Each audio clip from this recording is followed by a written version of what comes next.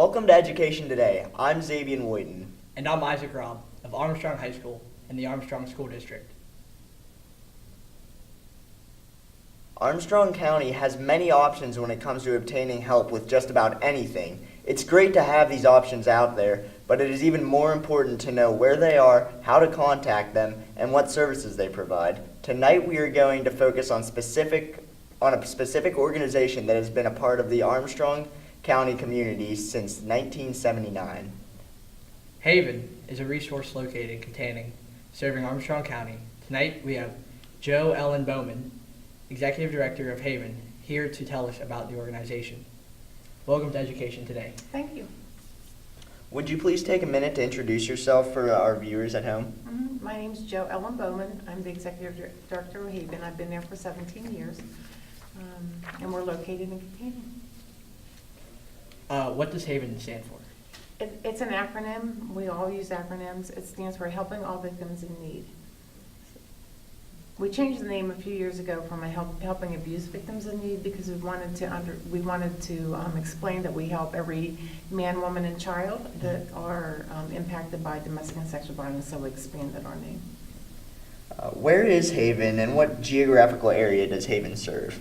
We're located in Katanning, and we're funded to serve actually anybody from Pennsylvania, but primarily those that are in Armstrong County. So if somebody relocates to Armstrong County or somebody is attempting to escape violence and coming to Armstrong County, we can serve them.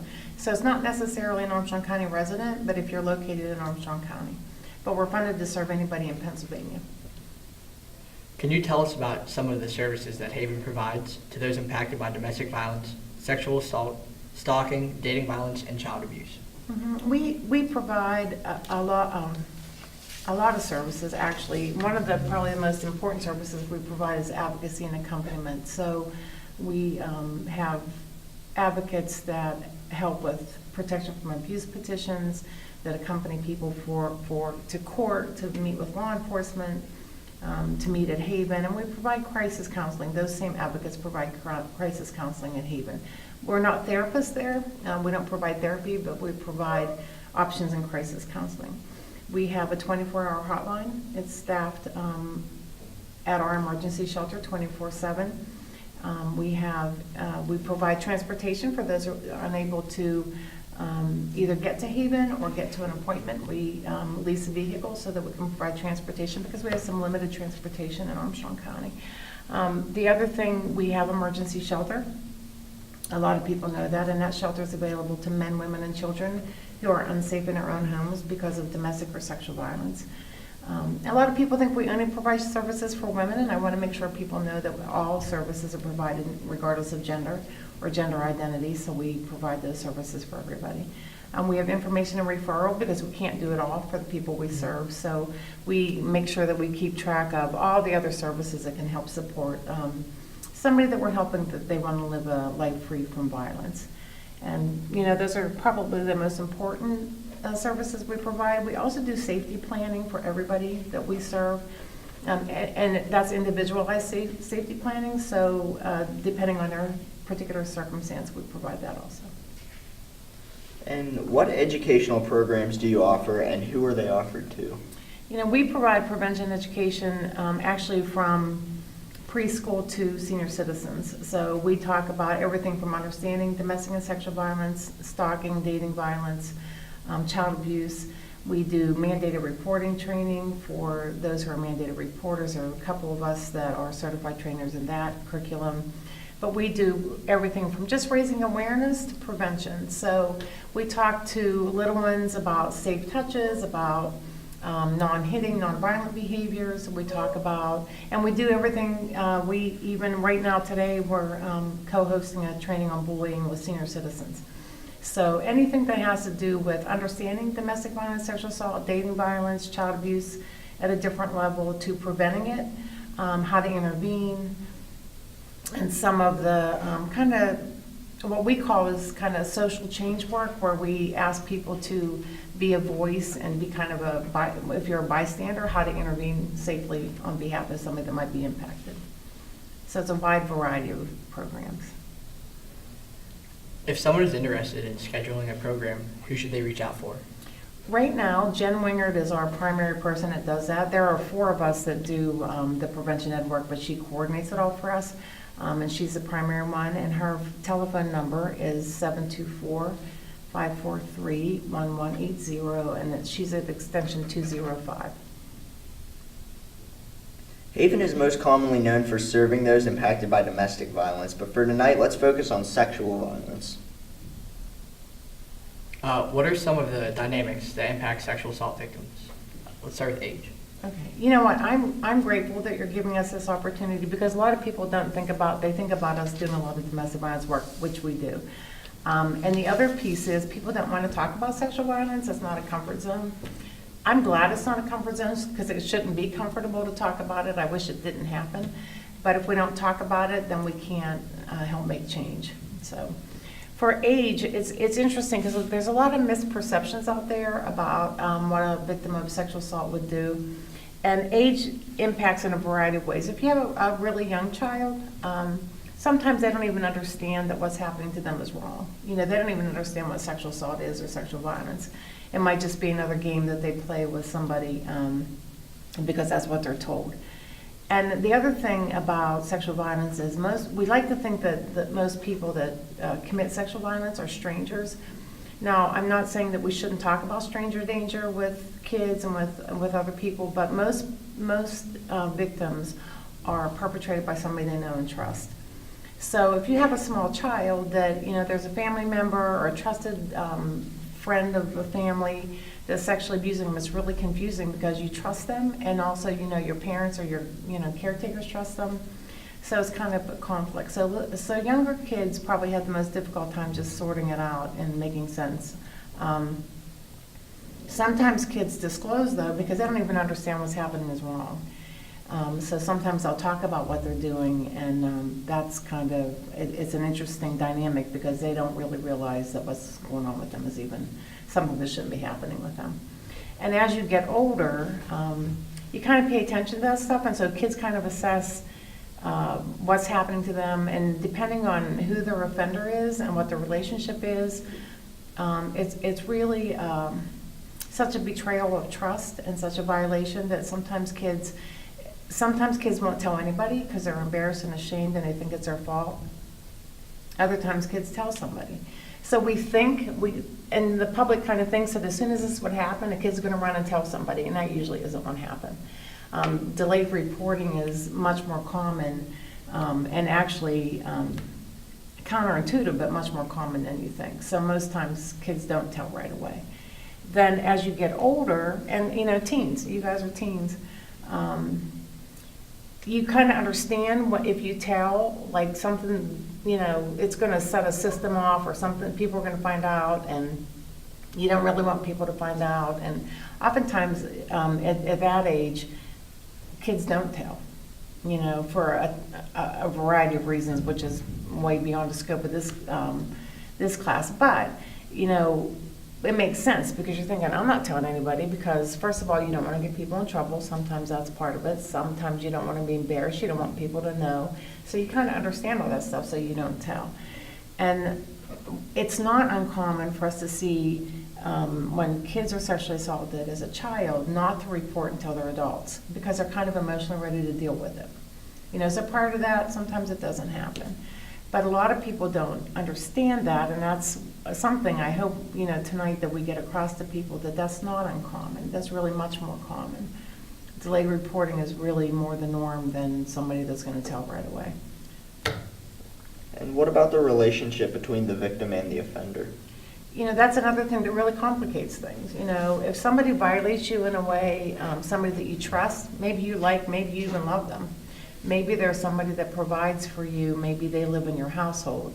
You know, maybe it's somebody that's the primary breadwinner and you're dependent on that person. You know, there's a lot of things that impact it. Maybe it's somebody in your school that is somebody you see all the time. You know, somebody that you know you're going to see again, or maybe is good friends with friends, and so it's complicated. So the relationship with the offender is something that really impacts victims' ability and willingness to tell. And again, like I said before, kids are probably not probably, they are much more likely to disclose when it's a stranger, because they don't have that emotional connection. But that's not the reality of most sex offenders. Most times it's somebody that they know, bless you. That's okay. It's somebody that they know, trust, care about. And that really impacts their willingness to tell and report. How about the duration and severity of the abuse? That's one of the things that's kind of an interesting dynamic too. So a lot of times sexual violence starts most often very subtly. And so the longer it goes on, some kids don't report later when it becomes more severe because they think they've been cooperative or complicit with it. So it really depends on, again, the relationship impacts it, their age impacts it, and then sometimes the longer it goes on, the less likely kids are willing to tell because they think that they should have told right away. And if they'd have told right away when it was maybe in their perception a little less severe, then they could have stopped it, so they blame themselves for not preventing that. So sometimes that can really impact kids too. Not always. Sometimes when it progresses to a more violent sexual assault, that is when kids tell. So the important thing is it's all individual. It depends on the child. It depends on what they're going through at that time. An adult, not just a child. It depends on their social support systems. It depends on a lot of other things happening in their lives. And the myth is that we kind of think that we know what kids should do. And that's the part that I'm hoping that we get across today, because there's no cookie cutter. There's no rules for this. Kids aren't, you don't prepare anybody for this. So it's not something like you can train ahead of time, well, this is what you should do when that happens, because it should never happen. So it can impact everybody a little bit differently. What about the public's perception that victims' behaviors are counterintuitive? One of the things that I hear oftentimes, that if somebody is sexually abusing you, of course you would tell right away, and then you would never, you would hate them, you would never do anything with them, you would stay away from them, you won't communicate with them. The thing that's conflicting for sexual assault victims is most times they have a relationship with that person. Now, let's say it's a relative. Let's say, I'm just going to say hypothetically, let's say we have an uncle that's that's sexually abusing a child. That child's still going to be around that uncle. There's going to be family gatherings usually. So sometimes you'll see that child engaging in very kind of cooperative relationship with that person. And what kids will say is, I still love my uncle, I just don't want him to do that one thing. I still want to have that relationship. I still maybe want to go to a ball game with him. I just don't want him to sexually abuse me. So they will participate in things that are nonviolent. And a lot of people think, well, if that's happening, they would want nothing to do with them. But, it's really a conflict emotionally it's a conflict for them. So that can really have an impact on kids. But it can be an adult too. I've known victims that as an adult will continue to have contact with their offender. Sometimes it's because they just want to get a sense of where they are and if there's going to be any other incidents. Sometimes they just want to check on their mood. But a lot of people think that, the perception of the public is that as soon as that happens, you would have nothing to do with them, which is not very common. And again, it's not uncommon for victims to have an ongoing relationship with that person, which might not make sense. Probably doesn't make sense to a lot of people, but it makes sense when you work with victims and you read the research. It makes sense. How do you feel about victim blaming? Well, you know what? I've heard everything, and I'm sure you guys have too, and I probably pay more attention to this than most, but I've heard, well, if that victim hadn't been, if they hadn't been there, let's just say somebody's at a party, a teen is at a party and they get sexually abused, they shouldn't have been at that party, or they shouldn't have worn those clothes, or they should pay better attention to their surroundings, or why are they alone with them? Why didn't they protect themselves? And I have to say, and I'm glad you guys are interviewing me, because I think for young men and for boys it's even more difficult. Our society is not very kind, and we don't. I don't think that we do a nice job or a good job. We always tell you guys you should be able to protect yourself and take care of yourselves and do all that. And so we kind of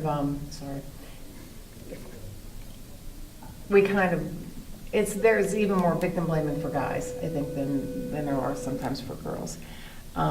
So we think you should be able to protect yourself, you know? That's kind of what society does for guys. So I think that what we have to focus on is not the behavior of the victim or anything that they were doing. It doesn't matter what you wear, you shouldn't be sexually assaulted. It doesn't matter where you are, you should be able to trust the people around you not to do that. We should focus on the behavior of the offender and how that happens. So no matter who the victim is. So the next time you hear, well, she shouldn't have had that on, you know, she had a short skirt on, she was asking for it. I mean, those are the kind of things that we hear all the time.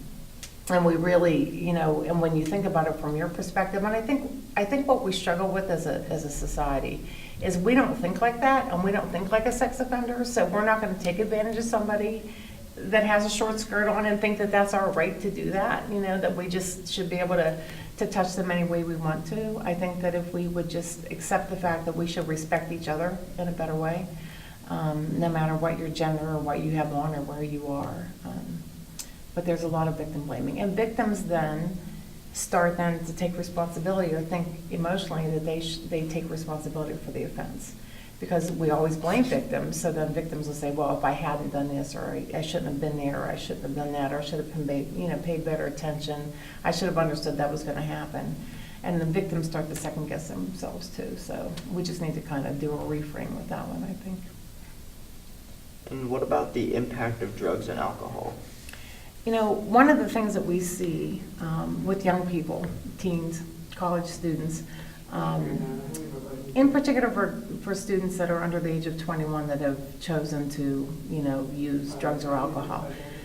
Sex offenders count on the fact that if I'm a sex offender and I give you alcohol, more partying, and then you get violated, they count on you not reporting because they'll say, you know what, you were drinking, you're going to get in trouble, or you know, you use marijuana, you're going to get in trouble. And I am certainly not saying that as an underage person that you should engage in drugs and alcohol or use drugs and alcohol. But they count on your silence when they've helped provide that. The other thing drugs and alcohol do is it lowers some people's inhibitions. So sometimes people use that as an excuse for offending. And the other thing it does is for some people it creates a situation where it's hard to make safe choices. So if you're under the influence and you get a sense that your environment's not safe or something bad might happen, it's harder to kind of process stuff when you're under the influence. So it has a huge impact on silence, and it has a huge impact on some behaviors. Sometimes I've had some victims tell me that they were intoxicated and couldn't leave. Like, you know, they didn't want to drink and drive, so they would stay in the environment. And then would continue, you know, the sexual assault would happen, and they really felt like I should have gotten away, but they're trying to sort out making safe choices. So, you know, we just always try to tell people that, number one, if you go to a party, first of all, I recommend nobody under 21 drinks or drives, but even over that age, always have a buddy system. You know, if you see somebody, a friend of yours that maybe is intoxicated, don't leave them alone with somebody else, or don't, you know, pay attention. If somebody looks like they're trying to help them kind of over solicitously, like they want to take care of them and they take them away from your site, those are all red flags for those of us that work in the field. It could have been, sometimes there's drug facilitated sexual assault where people will slip things in your drinks, and then you're really not able to make safe choices. So it's really best to be with a party, you know, with a partner that you know is going to help protect you and take care of you. How do you feel about delayed reporting? Yeah, I touched on that a little bit, but I just want to reinforce that delayed reporting is really not uncommon. A lot of people think that, like, if I'm sexually assaulted as an 8-year-old and I don't tell anybody, I may have told a friend, I may have told somebody, but nobody else told anybody until I'm an adult, that's not uncommon. You know, like I said, because it's so complicated and it's such a violation of your trust and a violation of you emotionally as well as physically, a lot of times they just don't want to talk about it. That's why I said, you know, when I appreciate talking about sexual assault, because nobody wants to talk about it. It's ugly. You know, it's not something you just go talk to other people about. It's not, when I tell people what I do for a living, they don't even want to talk to me sometimes because they're like, oh, I don't want to talk to somebody that does that for a living. And I think as long as we don't talk about it, it's going to help perpetuate it, and it helps create an environment where victims don't feel like they can share because they're not comfortable sharing because nobody's comfortable talking about it. So when somebody says, why now, there's a lot of reasons why a victim of sexual violence will report at a certain time. Everything from, as I mentioned earlier, maybe they're a little bit older and they feel emotionally they can deal with it. Maybe something's triggered something in them. Maybe, I've had victims tell me that their offender, when they saw that the offender might have access to another younger child, that's when they want to report because they want to protect somebody else. So there's like a lot of reasons why now. But I think for the general public, when you have a delayed report, a lot of times people think then it's not credible. That they would have said it a long time ago, but it was really true. And they think they're doing it to be vindictive or doing something else, which is generally not right, not accurate. Thank you very much. We are going to take a short break, and when we come back, we'll talk more about Haven with Executive Director Jo Ellen Bowman. Stay tuned.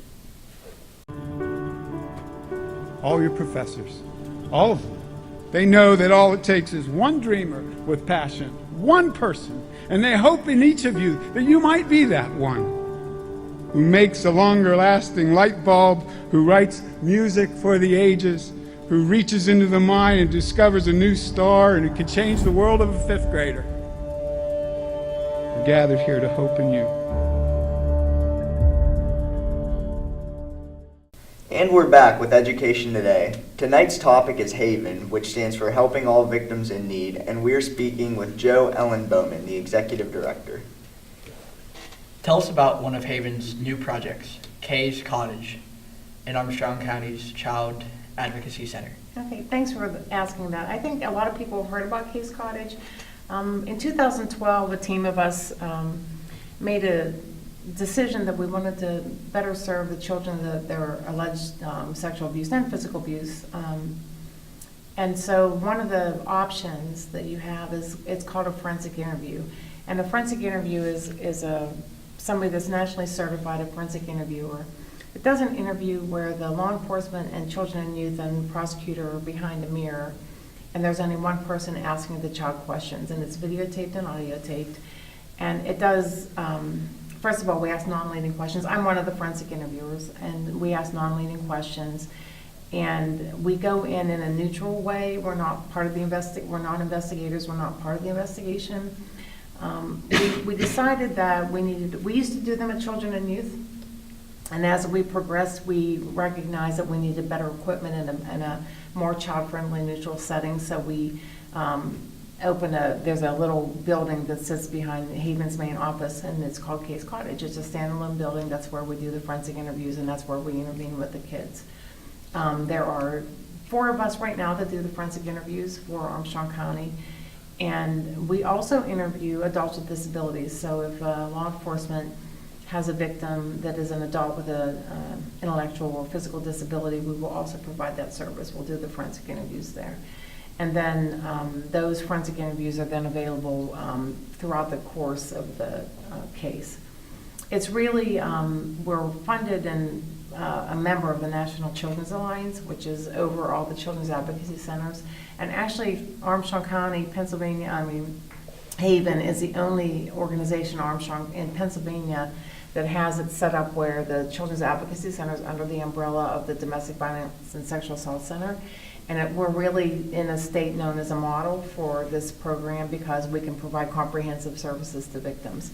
So it's been a pretty, it's been a very interesting and I think a very rewarding project that we do.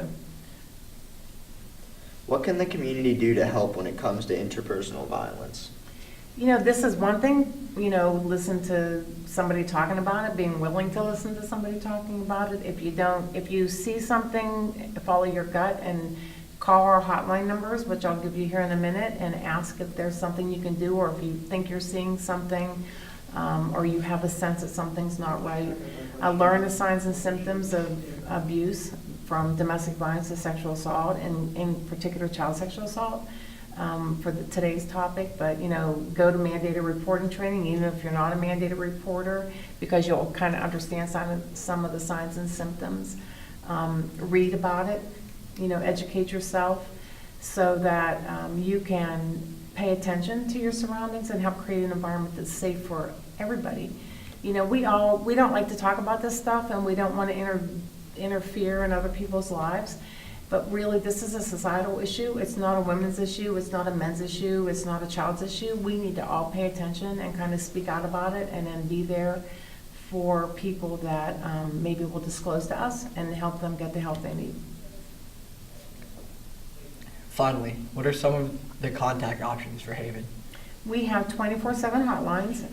The local hotline number is 724-548-8888. We also have a toll-free hotline number for those of you who are out of our area. It's 1-800-841-8881. We have a website, www.havenpa.org. You can actually send emails through that website, as well as just learn more. There's a lot of resources on our website. And we have a business line if you want to, if it's a non-crisis emergency or it's not an emergency, it's 543-1180. And unfortunately, you can follow the prompts there. But if you call the hotline numbers, it's answered directly 24/7 by a live person. Is there anything else you'd like to add for the benefit of our viewers? No, I will say that our community is exceptionally supportive of Haven, and I'm really grateful for that. I think we have, a lot of people know about us. They don't always know about what we provide until they need us. And so, I would appreciate people kind of just learning more. I would love to prevent all sexual and domestic violence. That's our goal, is to prevent it. We certainly are there to intervene and help support anybody impacted, but I would much rather prevent it. So really, I would ask people to kind of learn how to help do that. It's everything from, if you're in an environment where you're not comfortable with something happening, somebody being mean, hateful, saying sexual things, being able to speak to that and address them then, kind of, like I said, that bystander thing. A lot of people, they say bystanders don't know what to do, don't do anything because they don't know what to do. So that's part of what you can learn to do, is how do you comfortably say to somebody, you know what, I'm worried about you, I'm concerned about your safety. I wish you wouldn't say that. That's not an appropriate way to treat your partner or your family member. So just learn how to impact it and help stop it, because we can't do it all. We really need everybody in our community to help do that. So I would just ask everybody to kind of learn about it, be willing to talk about it. Don't hide from it. It's not going to go away if we don't talk about it. It's just going to get, just perpetuates it. So, okay. Well, that's all. That's our show for today. Special thanks to our guest, Jo Ellen Bowman, Executive Director of Haven, for being a part of tonight's show. Thanks also go out to Armstrong Senior High School TV production students, led by their teacher, Mr. Josh Miklos. They were our film crew for today. Please join us again next week for another look at the Armstrong School District. DVD copies of this and all Education Today programming can be requested by contacting Chris Garatano, Multimedia Technician at Armstrong Junior Senior High School. For more information about the district, visit our website and have a great week.